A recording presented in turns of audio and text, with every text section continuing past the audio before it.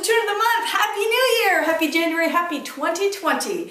This month I'm going to honor a whole slew of requests that I've gotten from you guys to teach my original tune, the Shortcake Sherpa.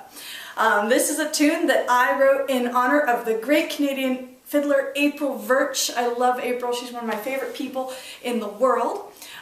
We got to spend a great week together up in Maine teaching at the Acadia Trad School 2 summers ago.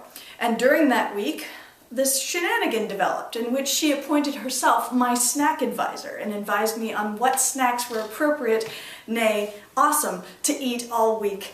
And thus she earned the name the Shortcake Sherpa. I wrote this tune in honor of her and that whole bout of mischief that we engaged in all week long. The next summer at the Acadia Trad School, I debuted this tune along with Troy McGilvery and Andrew Beaton, who honored me by learning it. And it is by far the most epic premiere I have ever had for a tune. Students of ours who knew the story of April and I and who even watched that shenanigan go down actually came up on stage while we were playing with real shortcakes and danced the whole time while we were playing this tune. The shortcakes were delicious, by the way. We ate them during the jam session the whole rest of the night. And here is the tune.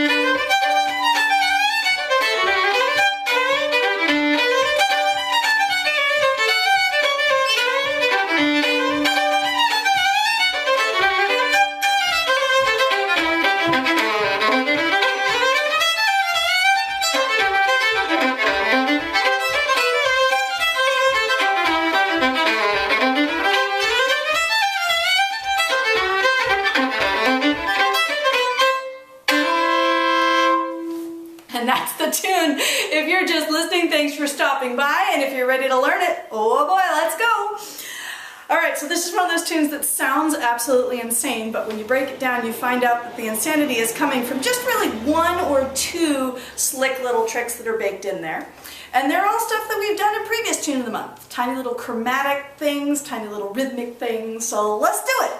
I'm in C major for this A section with 2 pickups.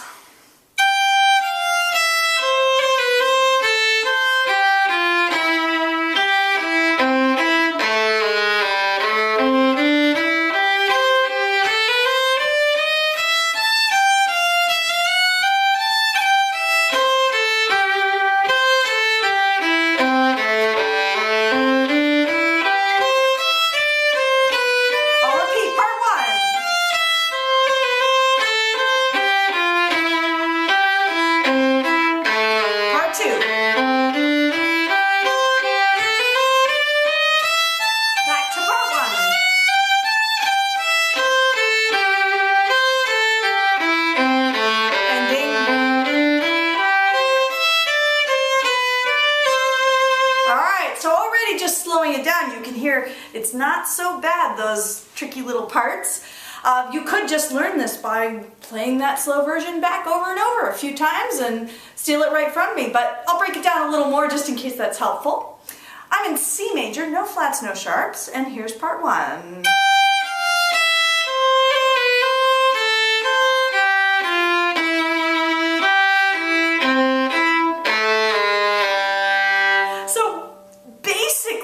That's a descending C major arpeggio. Right?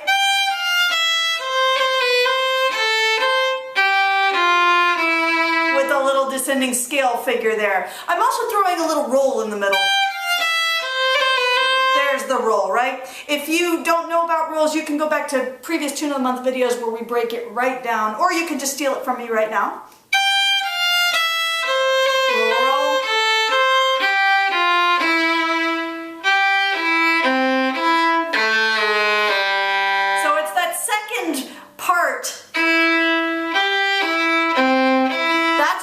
Major. Now comes the snazzy. little chromatic gesture, right? Now it's not that hard. I'm just sliding my first finger down. So I chromatically approach that open G. Not so much of a mystery. Try that part one all together. 2 pickups. C major, little roll. Second half of C major, chromatic. And notice I'm slurring through the chromatic to kind of emphasize it. Do it one more time.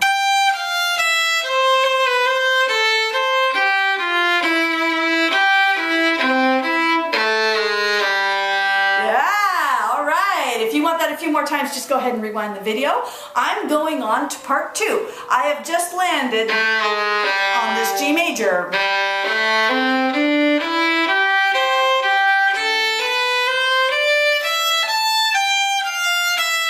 All right, so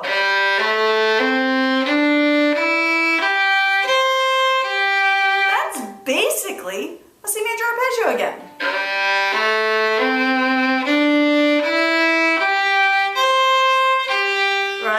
And then the fun.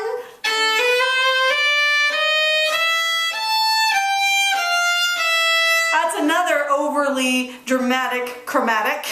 I have a little triplet. And that one I'm just playing with a low 4th finger and a little turner on. Again, not so bad when you slow it down. Let's do that part 2 from the low G.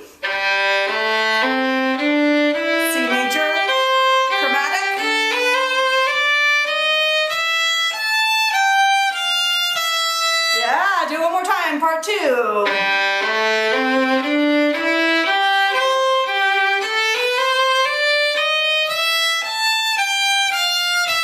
Alright, that's the right idea.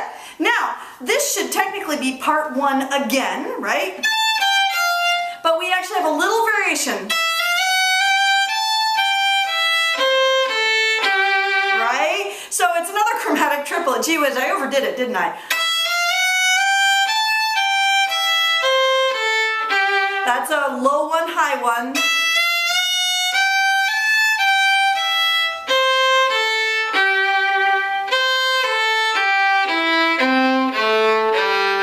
So it's basically the same pattern as the first part 1.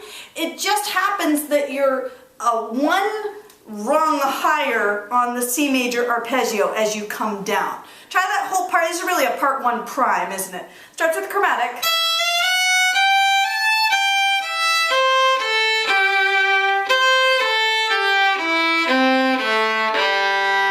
In exactly the same place. Do it again. Part 1 prime starts with the chromatic.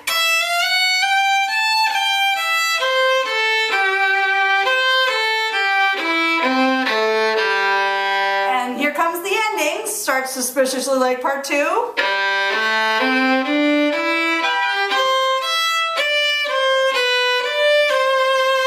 And nice and simple there at the end, finally. I'll do it again, the ending.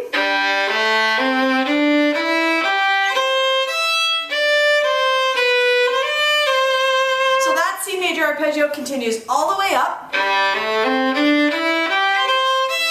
And then we have that famous Canadian ending, what I call the Jacques Frère land. Do one more time, ending.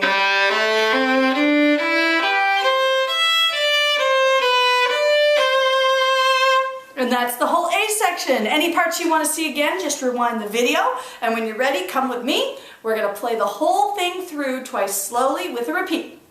Starts with 2 pickups. C major. Second half. Chromatic. Triplet chromatic. 1 prime.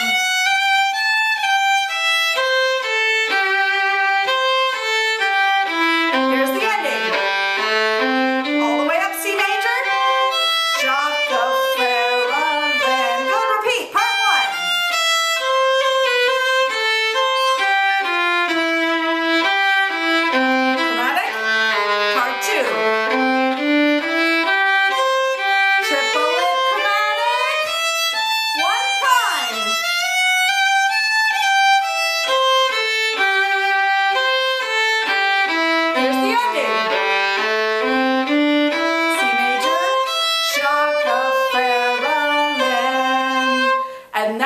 whole A section.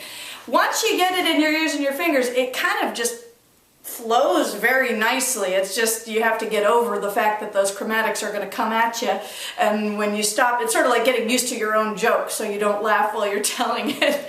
But once you do, it will smooth itself right out. Alright, so let's go to the B section. One of the things that this tune does that's very cool in terms of grabbing your ears and also very traditional in terms of honoring the Canadian tradition that April came out of, is that the key is going to change for the B section. We've been in C major, and now we're going to pop up to G major, which makes it sound suddenly very perky. Here it comes, the whole B section slowly.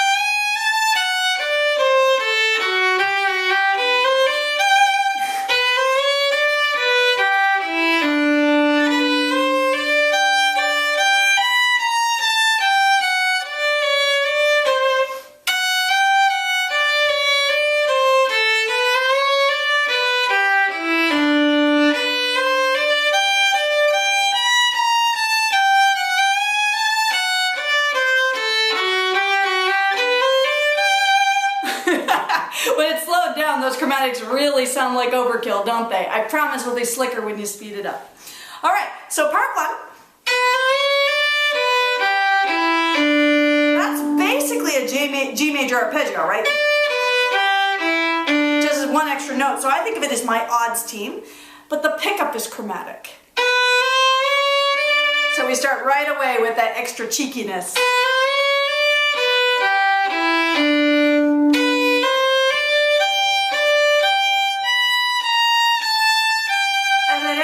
Chromatic there too in the second half, right? Okay, so chromatic pickup, odds team, little string crossing, chromatic.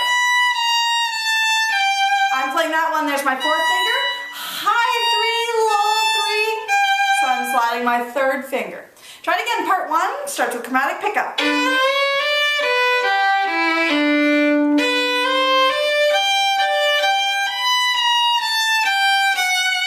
Good. Try one more time. Part one.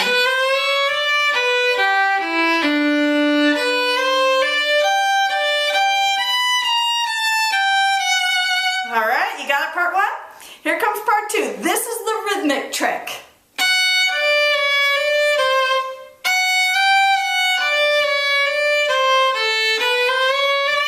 Okay, so it's just a little thing where I'm going to take the same little set of notes, but displace it rhythmically when I do it. So check it out. That's the little figure. High second finger to low second finger. It's playing with that chromatic again. Come on, Mari.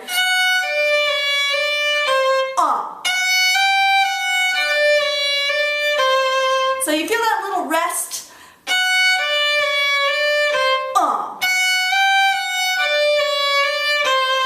That's the trick of it. Try it again.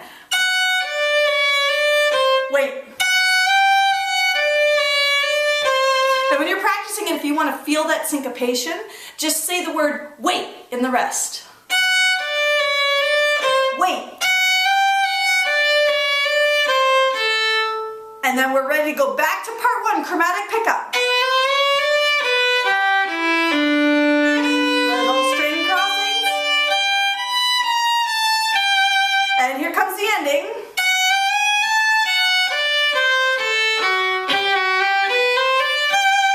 Oh man. So the ending also has a little chromatic to start. And then that's just a D7 arpeggio. So chromatic to D7. And everybody's favorite, Reed, least favorite part of the tune, we call this the totally unnecessary flourish. It's overly tripleted, the end of this G major. Little neighbor tone, up the scale, and land on your top G. So neighbor tone up the scale, land. It's pretty easy when you play it slowly. Do it again. Neighbor tone, scale, land. Do it again. Neighbor tone, scale, land. Now the problem is when you actually play the tune, that goes way too fast. So what we're doing, you notice I'm slurring each triplet down, up, land. And all it's really going to sound like when you play it fast is and it's, I don't know, a little musical raspberry or something. So you can practice that little flourish. It's never going to be quite clean, and the point is to just go. So if it sounds like that, you win. And that's the whole bass section. Oh my gosh. Let's put it together, guys. Starts with part 1, chromatic pickup. Little string crossing, chromatic. Here comes part 2.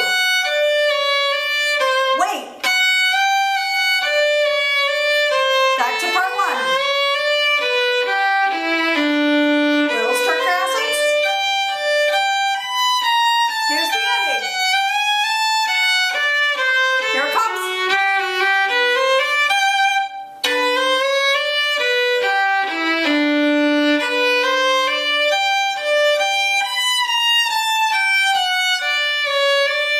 Wait.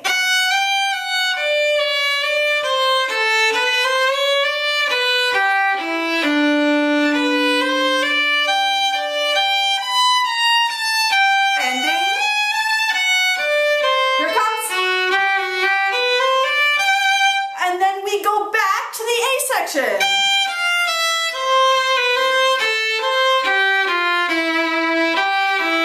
Chromatic. Turn around. Triplet. Chromatic. Part 1, prime.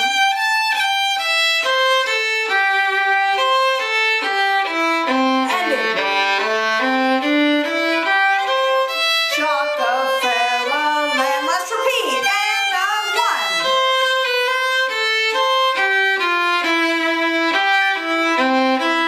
Part 2.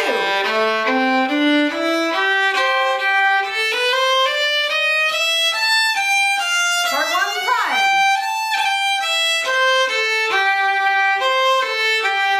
Ending.